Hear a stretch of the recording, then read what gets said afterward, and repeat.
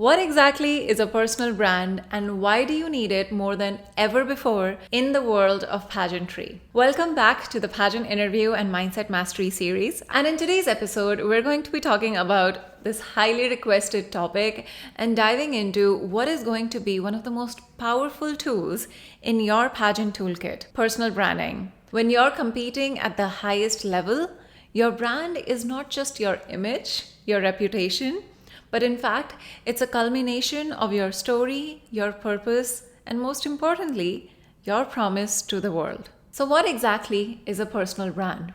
In the world of pageantry, your personal brand is a unique combination of your values, personality, your skills, and the experiences that make you, you.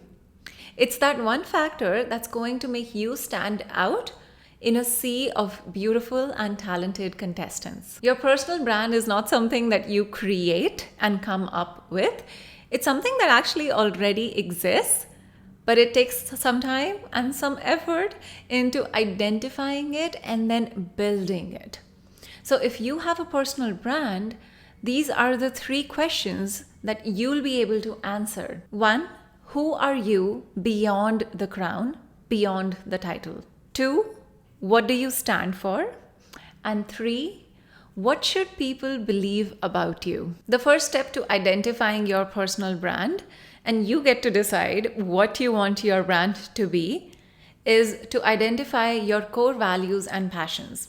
So you can start by listing 3 words that you would want to be identified as, that's the reputation that you would want. This is how you want people to think of you, remember you, and have that opinion of you.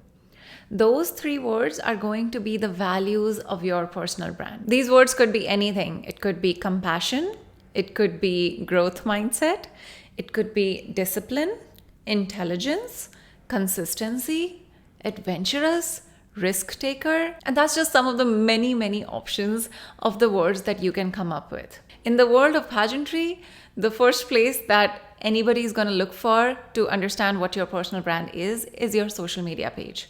And so for that, the next thing you want to do is you want to audit your social media profile and see the 3 words that you just wrote down, do they reflect on your social media page? If someone went to your page, are those the 3 words that they would think of you? Does it reflect in the actions that you're taking, the interview answers you're giving, in the introduction that you're giving, in the platform that you have, the content that you post, and everything else that you're in fact doing for your pageant preparation? You want to think of your personal brand as your promise to the world. And so that promise needs to be consistent across your social media, your community work and involvement, and also the conversations that you're having. Let's look at a quick case study just to understand this example and the concept of personal branding better. One of my favorite profiles to suggest to understand personal branding is our current Miss USA, Alma Cooper. Now, Alma's brand is one that represents intellect, resilience, discipline, service, and representation.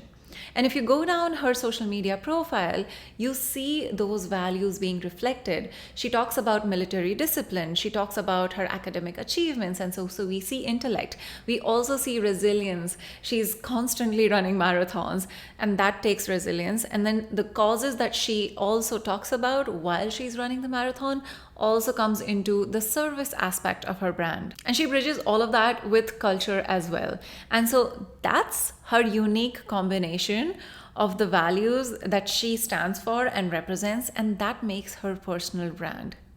So when you have clarity of your personal brand, you can actually kind of divide what your content strategy is going to be into 3 to 5 buckets. And each bucket of your personal brand can be divided further into a dozen content pieces.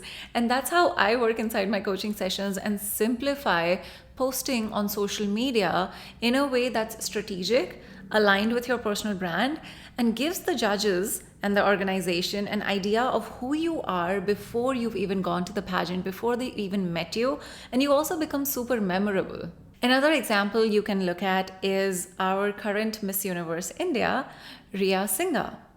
Her personal brand is a combination of artistic expression. She takes a lot of pride in her culture and her values, and she also talks about social advocacy.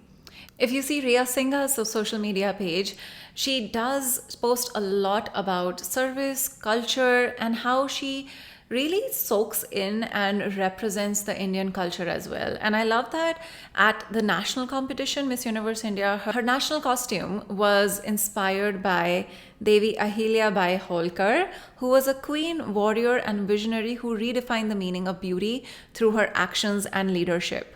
And that she continues to inspire generations.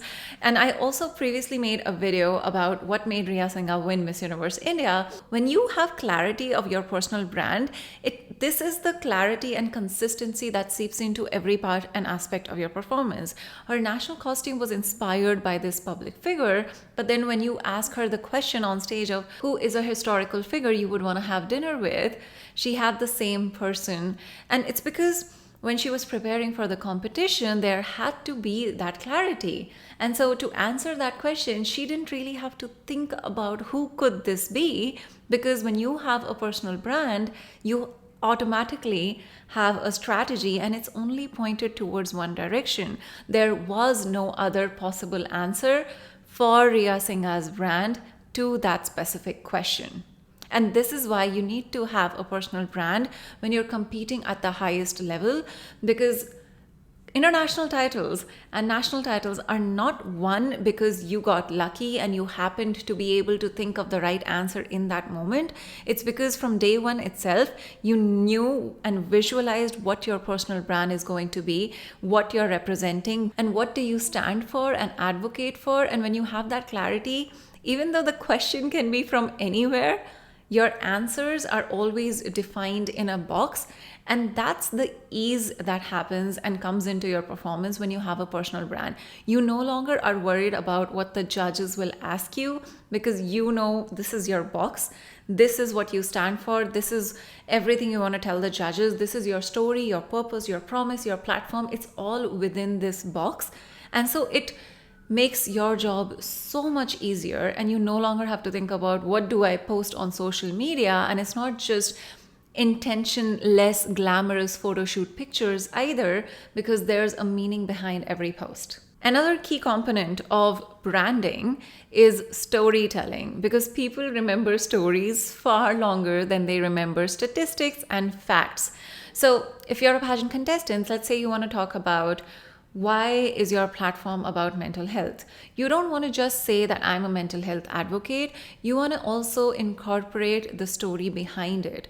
What's your story behind becoming a mental health advocate? And that story also needs to align with the rest of your performance, with everything that you say, do, and stand for. If you say, I volunteer at an animal shelter, that's just a fact.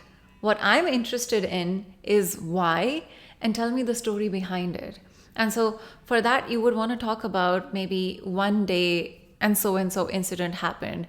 Or perhaps there was an incident which really changed the way you thought, and maybe you became vegetarian or you became vegan overnight. And maybe that's the story behind it. And those are the kind of instances and anecdotes you want to be able to share with an audience. And that really solidifies your personal brand. And it's these kind of emotional stories that truly build a connection. And this is why I said that your personal brand is not something you're going to cook up and come up with. It's in fact something that already exists. You just don't see it yet because you haven't looked at yourself like that. And that takes a mindset shift to also, especially when you're competing in a pageant, to be able to look at your life story and your current values and experiences and everything that you have to offer in a marketable perspective. All of us have interesting stories. All of us have personal brands. In fact, if you have a dating profile, that's your personal brand right there. It's the way you talk about yourself. It's the impression that you give to somebody else. So we're all actually using personal branding in different parts of our life without even realizing it at times. It's just that when it comes to pageantry, it needs to be personable, relatable, impactful, inspiring, and something that sells, because it's a competition. It's also a business organization.